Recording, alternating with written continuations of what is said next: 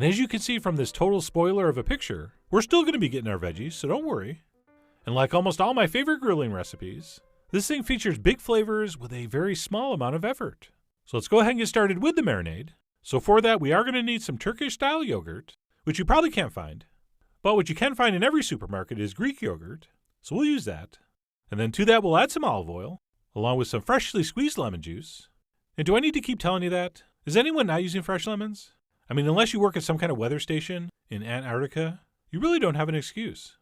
And then we want to do a little touch of tomato product. I believe in the original recipe it called for tomato paste, but because I'm an American, I reserve the right to use ketchup, which really does work beautifully. We're also going to want a large amount of minced garlic, as well as a generous amount of kosher salt, and of course its good friend, freshly ground black pepper.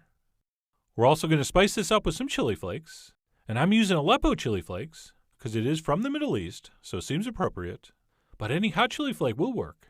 And then we'll finish off our seasonings with a little bit of paprika, as well as some ground cumin, and then last but not least, everybody's favorite secret ingredient, cinnamon. And then let's take a whisk and give this a mix. And this will be the perfect time to admit I'm not really sure how Turkish this recipe is.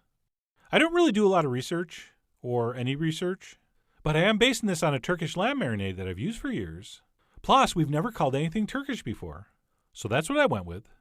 But anyway, like I said, we'll mix that up, and once that's set, we'll simply set that aside and move on to the chicken. And I'm going to be using boneless, skinless chicken thighs for this. Why anyone would want to do this with chicken breasts is beyond me. But having said that, you are the boss of your kebab, so you use whatever you want, but I am going with the thighs. And you can, if you want, certainly use these chicken thighs whole, but I generally like to cut them in half. I think it works out a little better. So as you can see, I'm going to split these pieces in two, and then once our thighs have been cut up, we can go ahead and toss that in the marinade, but not all at once. All right, I'm sure you've heard me say this before, but chicken thighs are famous for all their nooks and crannies. So if we just dump it all in at once and try to mix it up, there may be some nooks and or crannies that don't get enough marinade. So I do take an extra minute and make sure each piece is getting thoroughly coated. And once we are confident that's happened, we will wrap that up, and we'll let that marinate in the fridge from anywhere between 2 and 8 hours. So ideally I like to do this the morning of the day we're going to grill. But yes, you can leave it overnight. But when it comes to yogurt-based marinades, I'm always a little scared to let them go too long. So I am recommending 2 to 8 hours, after which we can pull it out and begin the impaling process. And I'm going to use some metal skewers for this. And not just one. We're going to use 2 metal skewers per kebab. And that's going to give us increased stability and a little better maneuverability on the grill. And of course, because we are using 2 skewers, we've basically doubled the chances you will accidentally give your hand the old poka-poka. So be careful as you're doing this. And please note how we're putting these on here. Okay, we're doing them a flat way, kind of side to side, so that we can fit a lot more meat onto one kebab, which is going to give us this nice, thick, gorgeous log of chicken, as opposed to just a few chunks. And I really didn't do any trimming to these chicken thighs, but if you do see a little piece of anything weird, go ahead and pull it off. And the other nice thing about stacking these kind of side to side like this is not only are we going to get a larger mass of meat to grill, which means more caramelization on the outside and a more tender, juicy inside, but we've also created tons of cracks and crevices, which are going to help absorb all that beautiful smoky flavor from the grill. And once those are set, we'll just clean up our plate a little bit, and of course our hands, and any surface that touched raw chicken. And if you want, you can just wrap this up and leave it in the fridge until your grill is ready. But mine was ready. So I'm going to head out back and toss these on a charcoal grill. And one huge tip here. Yogurt-based marinades are incredible, but they love to stick. So do not even think of turning this over for at least 3 or 4 minutes. All right, we need some serious crustification first. Otherwise, you may tear your chicken. So I let mine go for, like I said, at least 3 or 4 minutes until I could kind of feel it was releasing from the grill, at which point we'll flip that over.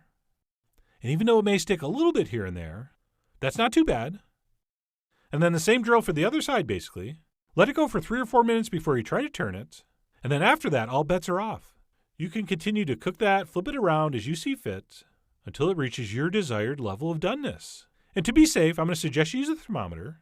And one nice thing, because we did line up that chicken side by side, we have a little more room for error than your traditional chicken kebab, which are usually just smaller chunks of chicken, which really can overcook quickly. So if you do happen to leave these on a couple extra minutes, you should still be pretty good. And by the way, you know when the tiny scraps that are attached to the grill taste awesome, that this is going to be good. But anyway, like I said, we will cook that to our desired level of doneness, at which point we'll head back inside and transfer these on to our platter. And I like to transfer it right onto some lavash. I mean, why have those amazing juices dripping on the platter when they could be soaking into something we can eat? And then, of course, as they say, man cannot live by chicken and bread alone. So we're going to go ahead and surround this with some very delicious and appropriate garnishes, which, as you can see, includes cherry tomatoes, cucumbers, some parsley and onions, as well as some fresh lemon. And that Turkish chicken kebab platter is done. You know I'm no food stylist. I prove that almost every video. But this really is something that takes very little effort to make look gorgeous. And at this point, there's nothing left to do except to de-skewer these and eat. And man, is it succulent. Forget the amazing flavor from all those spices. There's something about a yogurt-based marinade that just makes the best grilled meat. It just comes out so moist and tender, just absolutely gorgeous. And if you want, you can eat this in big chunks, dinner plate style. But what I like to do is kind of chop it up a little bit and use it in what I call a Turkish taco. And what that is a piece of lavash I've warmed on the grill, and I'll swipe that with a little bit of hummus before topping it with some chicken, and then we'll go ahead and garnish with some cucumber and some tomato and some onion and parsley, of course. And then I think the best way to finish this is with a spoon of cold yogurt sauce. Our tzatziki sauce would be perfect here, although apparently I'm supposed to pronounce it tzatziki, but that feels awkward. But what doesn't feel awkward is to finish this with an extra pinch of chili flakes, and we'll roll that up. And that, my friends, is something you definitely want to eat. Just such an incredibly delicious bite of food. And by the way, I've been experimenting with some new voice-activated lavash. Check this out. I say open. Huh. Oh, you know what? I'm using the wrong line. Open sesame. There we go. That's better. But anyway, all kidding aside, this really did come out fantastic. And for a technique that's so simple, it really does produce beautiful, delicious grilled chicken. So I really do hope you give this a try. Head over to foodwishes.com for all the ingredient amounts and more info as usual. And as always, enjoy.